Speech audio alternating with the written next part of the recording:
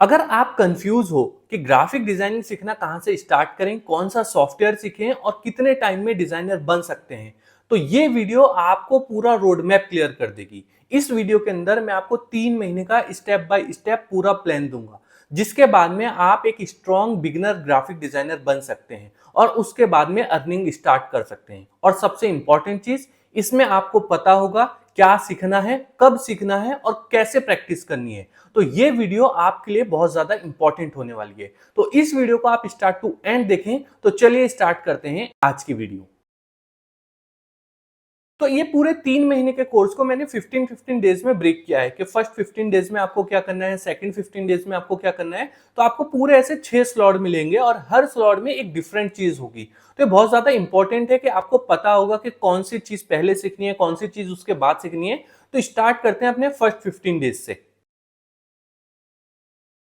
देखो, सबको ये लगता है कि अगर आपको ग्राफिक डिजाइनर बनना है तो उसके लिए फोटोशॉप और इलस्ट्रेटर सीख लेने से आप ग्राफिक डिजाइनर बन जाएंगे। लेकिन ऐसा बिल्कुल भी नहीं है। ये जो सॉफ्टवेयर हैं ये सिर्फ एक मीडियम है, एक टूल्स हैं आपके आइडियाज को, आपकी इमेजिनेशन को क्रिएट करने के लिए। लेकिन इससे ज्यादा इंपॉर्टेंट है कि आपको ग्राफिक डिजाइनिंग के बेसिक्स क्लियर होने चाहिए, जो इसके प्रिंसिपल और फंडामेंटल होते हैं वो क्लियर होने चाहिए।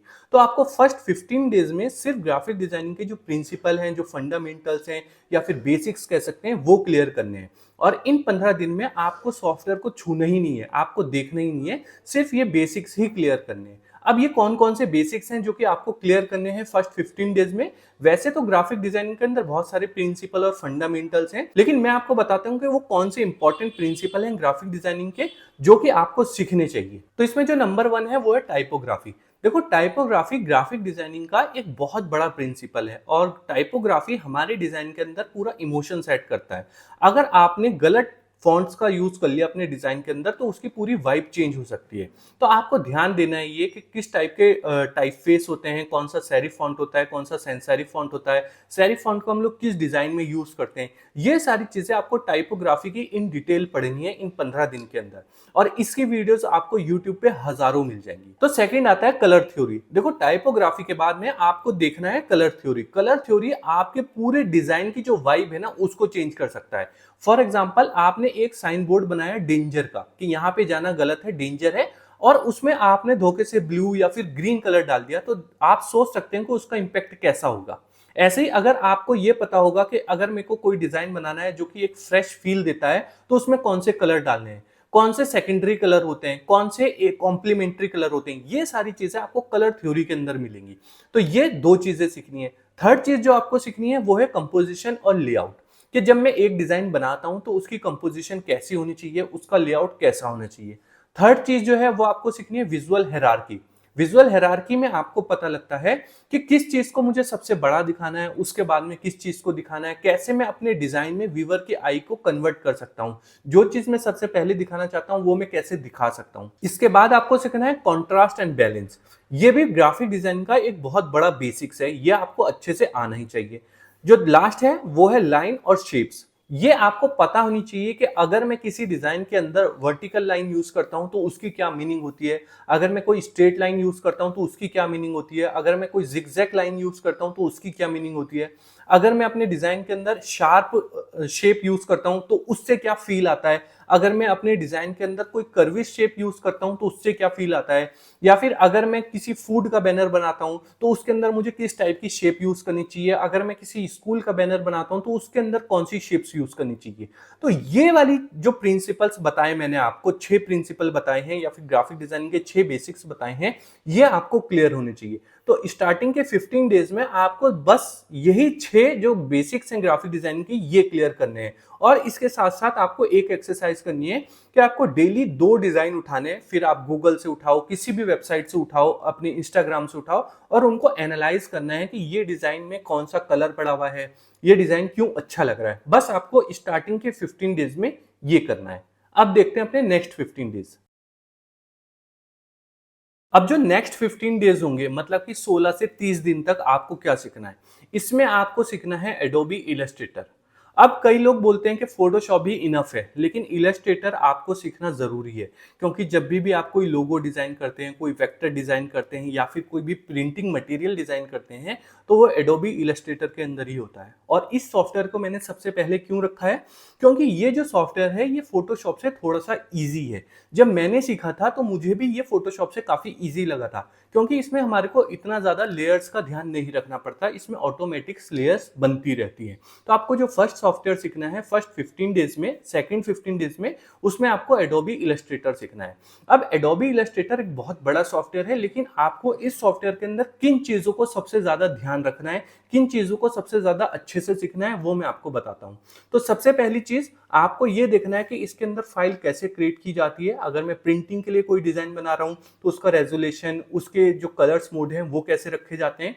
सेकंड चीज़, आपको इसके अंदर शेप्स और बेसिक्स टूल की नॉलेज होनी चाहिए कि कैसे एक शेप को क्रिएट किया जाता है, कैसे इसके बेसिक्स टूल हैं। जो थर्ड चीज़ है वो है पेन टूल, और पेन टूल एक बहुत बड़ा टूल है एडोब फोटोशॉप या फिर एडोब इलस्ट्रेटर या फिर एडोब के किसी भी टूल्स के अंदर, क्योंकि पेन टूल से हम लोग किसी भी चीज़ का सिलेक्शन करते हैं, उसको मॉडिफाई करना हो, क्रिएट करना हो, ये सारी चीज़ें हम लोग पेन टूल से करते हैं। तो आप लोगों को पेन टूल काफ़ी अच्छे से आना चाहिए। इसके लिए आप प्रैक्टिस कर सकते हो पेन टूल की। आप अगर गूगल पे सर्च करोगे कि पेन टूल प्रैक्टिस इमेजेस, तो आपको काफ़ी सारी इमेजेस मिल जाएंगे, आप उनको ड्रॉ कर सकते हो पेन टूल के थ्रू। जो नेक्स्ट टूल आपको सीखना है वो है टेक्स्ट टूल। अब टेक्स्ट टूल जो है वो एडोबी इलस्ट्रेटर के अंदर काफ़ी बड़ा टूल है। आपको अच्छे से आना चाहिए कि अगर मुझे किसी टेक्स्ट को राउंड शेप में लिखना है तो कैसे लिख सकते हैं, किसी शेप के ऊपर लिखना है तो कैसे लिख सकते हैं, फ्लिप करना है तो वो कैसे कर सकते हैं।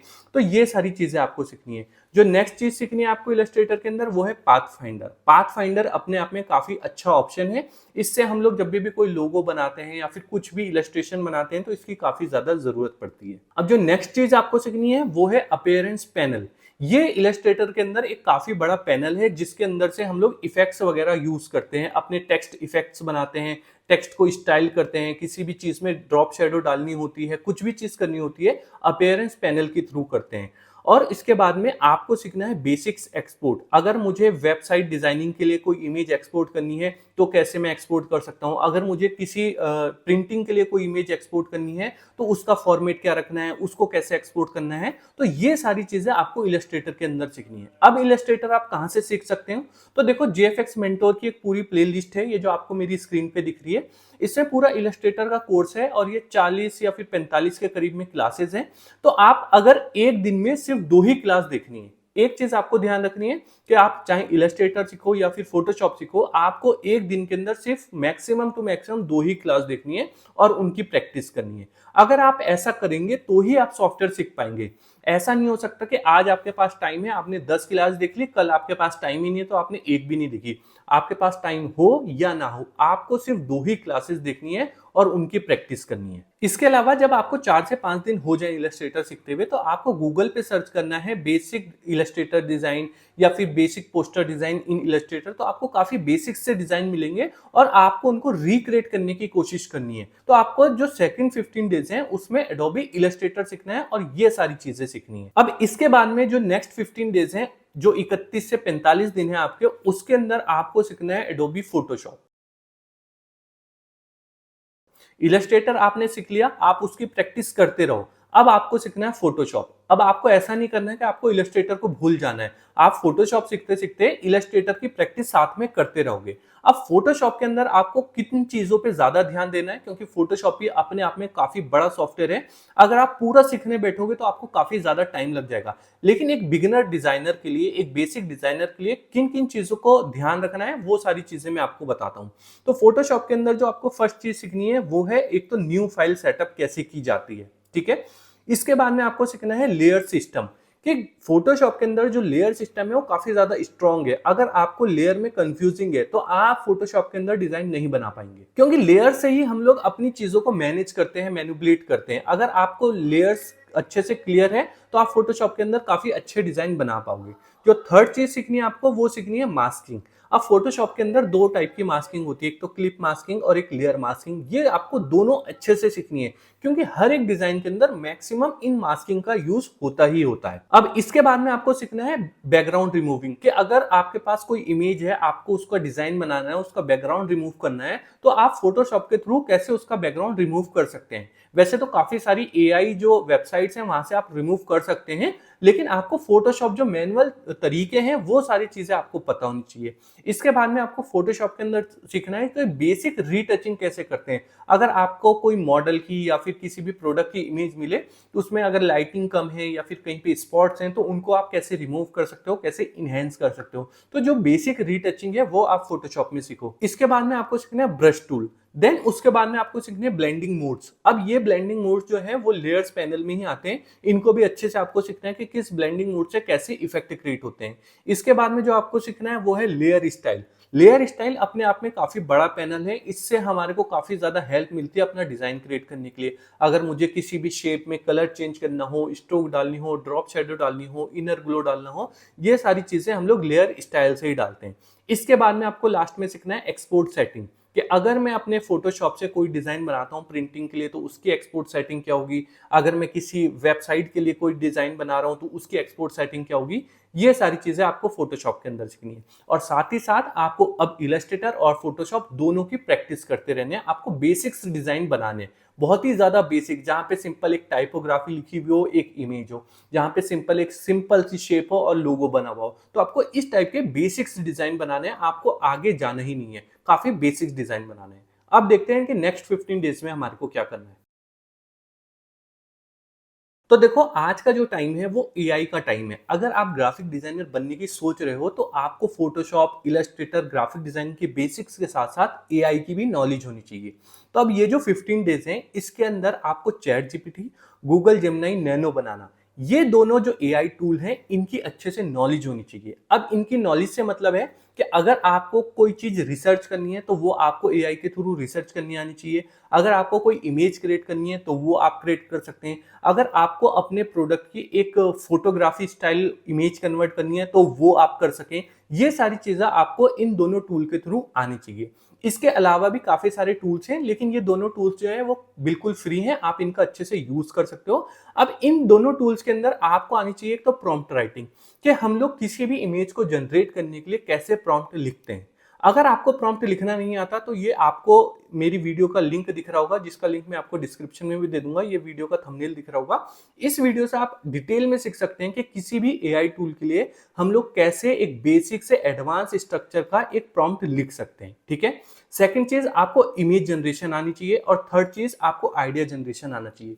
फॉर एग्जाम्पल, अगर आप किसी कैफे के लिए कोई डिजाइन बना रहे हो तो उसका आइडिया आपको एआई का यूज करके निकालना आना चाहिए, कि मैं कैसे आइडिया जनरेट कर सकता हूं एआई का यूज करके। तो इन 15 दिन में एआई टूल के साथ साथ आपको ये सीखना है कि ग्राफिक डिजाइनर जो है वो फ्री रिसोर्सेज कहां से यूज करता है, कहां से वो बैकग्राउंड डाउनलोड करता है, कहां से फॉन्ट्स फ्री में डाउनलोड करता है, कहां से टेक्सचर डाउनलोड करता है, या फिर अगर उसको किसी इमेज की जरूरत पड़ती है तो कौन कौन सी वेबसाइट से यूज करता है, पीएनजी इमेज कौन सी वेबसाइट से यूज करता है। और ये सारी चीजें आपको यूट्यूब से इजिली मिल जाएंगी। अगर आप यूट्यूब पे सर्च करोगे कि graphic designing free resources website, तो आपको काफी सारी वेबसाइट मिलेंगी और हर वेबसाइट से आप क्या चीज डाउनलोड कर सकते हो वो पता लगेगा। तो इन वाले 15 दिन में आपको एआई टूल के साथ साथ फ्री रिसोर्सेज भी देखनी है कि कौन कौन सी फ्री रिसोर्सेज होती हैं, कहां से ग्राफिक डिजाइनर कौन सी चीज डाउनलोड करते हैं। अब जो नेक्स्ट 15 डेज हैं उसमें सिर्फ और सिर्फ आपको कॉपी एंड क्रिएट करना है। मतलब कि आपको दूसरों के डिजाइन उठाने हैं और उनको एज इट इज कॉपी करना है। अब कई लोग बोलेंगे कि यार कॉपी करने से तो हमारा जो आइडियाज है, जो हमारी क्रिएटिविटी है वो मर जाएगी, लेकिन ऐसा बिल्कुल भी नहीं है। जब तक आप डिजाइन को कॉपी नहीं करोगे आपके माइंड के अंदर एक लाइब्रेरी सेट नहीं होगी। फॉर एग्जाम्पल, आपने 5 सोशल मीडिया जो पोस्ट हैं उनको कॉपी करके डिजाइन किया, तो जब आप छठा कॉपी करने बैठोगे ना तो आपके माइंड में ऑटोमेटिकली एक लाइब्रेरी ओपन होगी जो आपने 5 ऑलरेडी करके रखे हैं, कि मैंने सेकंड वाला जो सोशल मीडिया पोस्ट डिजाइन किया था उसके अंदर ये वाला आइकन यूज किया था, तो मैं इसको यहाँ पे डाल सकता हूँ। तो जितनी ज्यादा हम डिजाइन की कॉपी करते हैं उतना ज्यादा हमारे माइंड के अंदर आइडियाज जनरेट होते हैं, एक लाइब्रेरी क्रिएट होती है। और जब हम कॉपी करना बंद कर देते हैं बाद में, एक टाइम के बाद में, तो लाइब्रेरी हमारे माइंड में ही रह जाती है। और जब हम एक फ्रेश डिजाइन बनाते हैं तो वही लाइब्रेरी से में इनपुट लेते हैं और अपना डिजाइन क्रिएट करते हैं। तो स्टार्टिंग फेज में आपको डिजाइन कॉपी करना बहुत ही ज्यादा इंपॉर्टेंट है। अब आपको कितने डिजाइन, कौन से डिजाइन कॉपी करने हैं, ये मैं आपको बताता हूं। तो इन 15 दिन में आपको मिनिमम 30 सोशल मीडिया पोस्ट जो होते हैं उनको कॉपी करना है। कोई भी आप पिंटरेस्ट से, गूगल से सोशल मीडिया पोस्ट उठाओ, इंस्टाग्राम पोस्ट उठाओ, उनको एज इट इज, बिल्कुल एज इट इज डिजाइन करने की कोशिश करो। हो सकता है कि आपके पास वैसी इमेज ना हो जैसे कि वो सोशल मीडिया में यूज की गई हो। आप सिमिलर इमेज उठाओ, वेबसाइट से जाकर के उठाओ, पिक्साबेस से उठाओ, फ्री पिक से उठाओ और वैसे ही एक सोशल मीडिया पोस्ट डिजाइन करने की कोशिश करो। तो आपको minimum 30 social media post design करने हैं। इसके अलावा आपको 5 टाइपोग्राफी के जो सोशल मीडिया पोस्ट होते हैं उनको कॉपी करना है। अब जब आप टाइपोग्राफी के सोशल मीडिया पोस्ट को कॉपी करोगे तो आपकी जो टाइपोग्राफी है वो काफी ज्यादा स्ट्रांग होती जाएगी। इसके अलावा आपको कम से कम 10 लोगो जो है उनको एज इट इज बनाने की कोशिश करनी है, सेम टू सेम कॉपी करना है। जब आप ऐसे करोगे तो आपको पता लगेगा कि पेन टूल कैसे यूज होता है, कलर्स कैसे यूज होते हैं, शेप कैसे क्रिएट होती है। इसके अलावा आपको 10 कम से कम पाउच पैकेजिंग जो होती है उनको डिजाइन करना है, उनको कॉपी करना है। जो हमारी पाउच की पैकेजिंग होती है सिंपल वाली, आपको उनको उठाना है और एज इट इज डिजाइन करने की कोशिश करनी है। और आपने जो फ्री रिसोर्सेज देखे थे इससे पिछले वाले 15 दिन में, वहां से आपको मोकअप्स का भी पता लगेगा। उन मोकअप्स में डाल करके इनको देखना है कि कैसे लग रहे हैं। तो ये सारी चीजें, ये वाला 15 दिन है काफी ज्यादा इंपॉर्टेंट है क्योंकि इसमें आपको चीजें कॉपी करना सीखनी है। और जब आप कॉपी करना सीख जाते हैं तो उसके बाद में आप अपना भी डिजाइन क्रिएट कर सकते हैं। तो अब ये जो लास्ट 15 डेज हैं ये बहुत ही ज्यादा इंपॉर्टेंट है क्योंकि इस 15 डेज में हम लोग पोर्टफोलियो बनाना सीखेंगे। जब तक आपके पास एक स्ट्रॉन्ग पोर्टफोलियो नहीं होगा तो ना तो आपको जॉब मिलेगी ना ही फ्रीलांस क्लाइंट मिलेंगे, क्योंकि कोई नहीं जानता कि आपको कौन सा सॉफ्टवेयर आता है, कैसे आपके बेसिक्स क्लियर हैं। वो आपका पोर्टफोलियो देख करके ही आपको जज करते हैं। तो आपके पोर्टफोलियो के अंदर एक तो होनी चाहिए फुल ब्रांडिंग होनी चाहिए। फुल ब्रांडिंग का मतलब ये है कि आपने फॉर एग्जाम्पल एक ड्राई फ्रूट का ब्रांड सोचा और उस ब्रांड को सोचने के बाद में आपने उसका लोगो बनाया, उसके अंदर आपने उसकी पैकेजिंग डिजाइन करी, उसकी 6 से 7 सोशल मीडिया पोस्ट बनाई, उसका विजिटिंग कार्ड बनाया और वो सारी चीजें आपने अपने पोर्टफोलियो में लगा दी। इससे क्लाइंट को या फिर जहां से भी आप जॉब के लिए अप्लाई कर रहे हो उनको पता लगेगा कि आपकी जो इमेजिनेशन है, जो आपका आइडियाज है वो कैसे वर्क करता है। आपने कैसे किसी भी एक फेक ब्रांड के लिए लोगो बनाया, उसकी सोशल मीडिया पोस्ट बनाई, उसकी पैकेजिंग डिजाइन करी, ये सारी चीजें वहां से क्लियर होंगी। सेकंड चीज, आपको एक लोगो की केस स्टडी बनानी है। लोगो की केस स्टडी से मतलब है कि आपको कोई भी एक लोगो क्रिएट करना है। वो लोगो आपने क्यों क्रिएट किया, उसके अंदर आपने ग्रीन कलर या फिर रेड कलर डाला तो वो क्यों डाला, उसकी शेप आपने ऐसी क्यों रखी, उसमें जो फॉन्ट्स ऐसे लगाए वो क्यों रखे, ये सारी चीजें आपको दिखानी है। थर्ड चीज जो है वो आपको एक सोशल मीडिया कैंपेनिंग डिजाइन करनी है। फिर चाहे आप स्कूल के लिए कर सकते हो, किसी फैशन ब्रांड के लिए कर सकते हो। और ये जरूरी नहीं है कि आपको फेक ही लगाना है। आप फॉर एग्जांपल कोई भी आपके आसपास में स्कूल हो उसके लिए आप एक कैंपेनिंग डिजाइन कर सकते हो, जैसे कि जूडियो है या फिर एडिडास है, इसके लिए आप एक कैंपेनिंग डिजाइन कर सकते हो। ये सारी चीजें आपको एक कैंपेनिंग डिजाइन करनी है। तो आपके पोर्टफोलियो में इनिशियल फेज में एज अ बिगिनर ये 3 चीजें जरूरी होनी चाहिए। नंबर 1, फुल ब्रांड प्रोजेक्ट होना चाहिए, लोगों की केस स्टडी होनी चाहिए और एक कैंपेनिंग डिजाइन होनी चाहिए। अब इस लोगों को आपको अपने बिहेंस प्रोफाइल पे डालना है। बिहेंस एक फ्री वेबसाइट है जहां पर जाकर के आप अपना पोर्टफोलियो जो है उसको अपलोड कर सकते हो। और इस पे भी आपको काफी सारी वीडियोस मिल जाएंगी यूट्यूब पे कि कैसे हम लोग बिहेंस पे अपनी इमेजेस या फिर अपना पोर्टफोलियो जो है उसको क्रिएट कर सकते हैं। सो आई होप आपको ये जो मेरा प्लान है 3 महीने का कि कैसे ग्राफिक डिजाइनर बन सकते हैं ये समझ में आया होगा। ये एक प्रैक्टिकल प्लान है, ये ऐसा नहीं है कि 30 दिन में ग्राफिक डिजाइनर बने या 10 दिन में ग्राफिक डिजाइनर बने। ये एक पूरा प्रैक्टिकल मेथड है, एक पूरा फ्लो है। तो उसके साथ में अगर आप जाते हैं तो आप 3 महीने में एक अच्छे खासे ग्राफिक डिजाइनर बन सकते हैं। और अगर आपको अभी भी कुछ डाउट है, कुछ कंफ्यूजन है तो आप मुझे कमेंट करके पूछ सकते हैं या फिर मेरे इंस्टाग्राम अकाउंट पे मुझे मैसेज कर सकते हैं, मैं वहां पे भी आपका रिप्लाई कर सकता हूं। तो अगर आज की वीडियो आपको पसंद आई है तो प्लीज वीडियो को लाइक करें, चैनल को सब्सक्राइब करें। मिलते हैं अपनी नेक्स्ट वीडियो में एक नए टॉपिक के साथ।